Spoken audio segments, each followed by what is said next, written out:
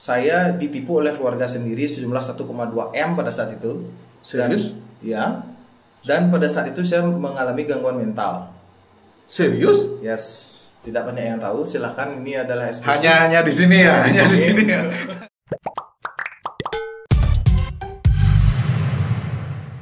Mungkin banyak orang berpikir ingin negara Indonesia ini sebagai negara maju gitu. Bahkan presiden kita pun mengajukan diri bahwa Indonesia sudah merupakan negara maju gitu. Entah sudah di-approve atau tidak, saya kurang tahu gitu. Kalau saya pribadi, saya itu lebih ingin Indonesia ini hidup sebagaimana mestinya, tidak didorong-dorong sehingga dia menjadi negara maju gitu. Kenapa demikian gitu?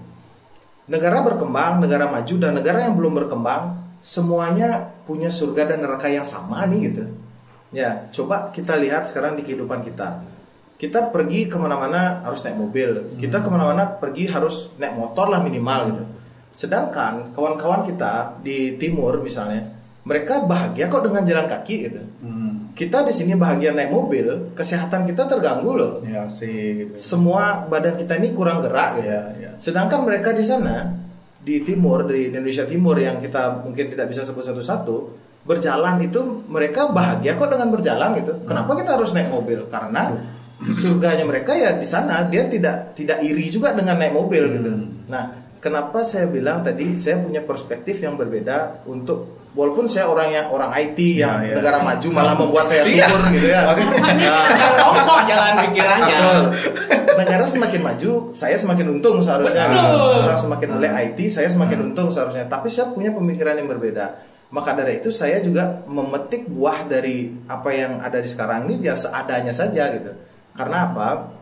Saya tuh nggak pengen sebenarnya, terutama di Bali ya.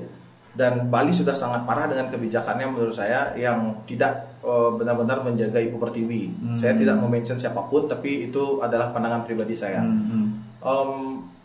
Ketika kita bisa membuat hidup yang biasa-biasa aja gitu, yang penting makan cukup. Jangan kamu terlalu, kalau di Bali apa lobo gitu misalnya. Itu kok warisan leluhur kita gitu. Kita nggak bisa nanam sekarang makan besok langsung gitu. Karena apa? Kita diajarin sabar, kita diajarin investasi kita untuk makan bisa besok. Nah inilah kenapa saya bilang saya tuh lebih suka menjalankan yang biasa-biasa saja. Sehingga ketika ada rangsangan-rangsangan dari luar agar ayo dong melek IT, melek 4.0 dan lain-lain, ya ayo aja gitu. Nggak juga menutup-nutupi gitu. Tidak menutup-nutupi dan tidak juga bilang say no gitu misalnya sampai buat demonstrasi untuk tolak 4.0 gitu. Enggak gitu. Nggak pakai masker. Wah, apalagi sampai nggak pakai masker ya, gitu kayak kita sekarang ini lah. Kita kan pro beli ya badannya. Tapi udah jaga jarak. Ya. Nah gitu kira-kira.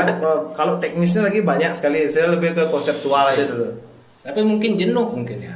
Maksudnya semakin lama semakin kesini semakin dewasa.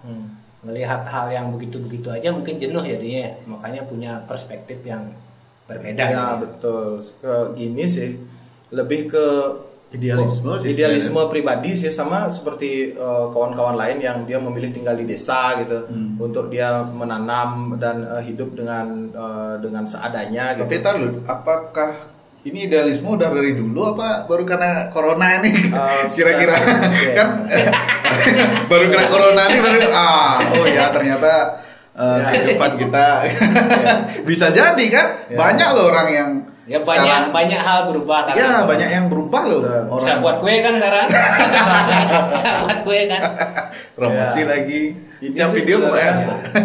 Jadi sebenarnya terjadi sebelum corona, bahkan mungkin 1 tahun sebelum corona, ketika saya mendapatkan pelajaran yang luar biasa dari Tuhan, anugerah yang luar biasa sekali dari Tuhan. Saya ditipu oleh keluarga sendiri sejumlah 1,2 M pada saat itu. Serius? Ya. Dan pada saat itu saya mengalami gangguan mental. Serius? Yes. Tidak banyak yang tahu. Silahkan, ini adalah eksklusif. Hanya di sini ya, hanya di sini ya. Ketika saya mengalami gangguan mental, saya harus ke psikiater, saya harus minum obat, saya harus macam-macam gitu. Untuk bagaimana saya bisa legowo menerima itu gitu.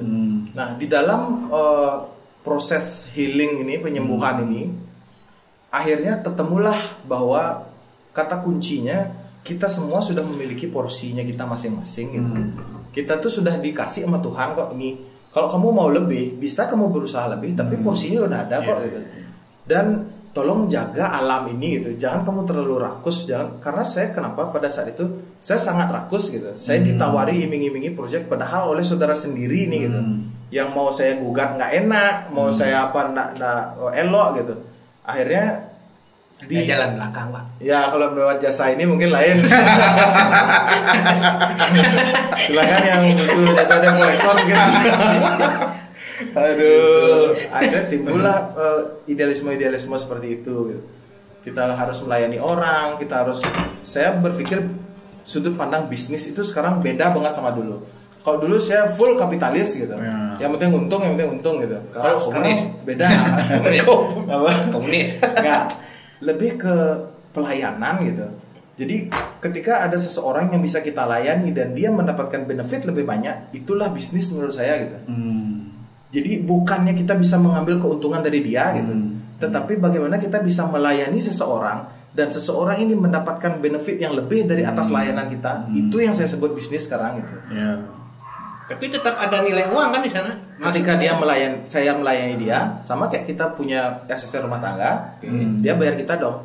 Nah, tetapi idealismenya adalah ketika saya tidak bisa melayani dia dan dia tidak mendapatkan manfaat lebih, saya lebih baik meninggalkan itu. Gitu. Kenapa? Karena kalau dari teknik manajemennya adalah ketika klien puas, word of mouth ini yang akan berjualan. Gitu. Nah itulah idealisme yang saya tanamkan sekarang. Bahkan saya sudah pecat 6 orang marketing saya tahun lalu, termasuk corona ini juga. Dan omset saya meningkat tahun ini karena saya menggunakan pola tadi gitu. Ketika project saya lihat ini akan tidak dia mendapatkan manfaat gitu. Seperti contoh, ada orang, saya mau buat sistem gini, anggarannya 300 juta. Saya analisis dulu, saya berani bilang tidak loh. Kalau dulu nggak berani, saya mau cuan ini cuan. 300 juta gitu, wah cukup nih untuk gaji 5 bulan gitu. Staf 5 bulan udah cukup gitu. Kalau dulu saya ambil dan akhirnya di akhir project itu dia akan berpikir bahwa rugi ternyata, walaupun itu kesalahannya dia salah memesan sesuatu sama kita, tetapi saya merasa tidak puas gitu. Akhirnya saya memotong itu, kita lihat dulu ternyata ini merupakan sebuah project yang akhirnya dia akan mendapatkan benefit, baru saya ambil.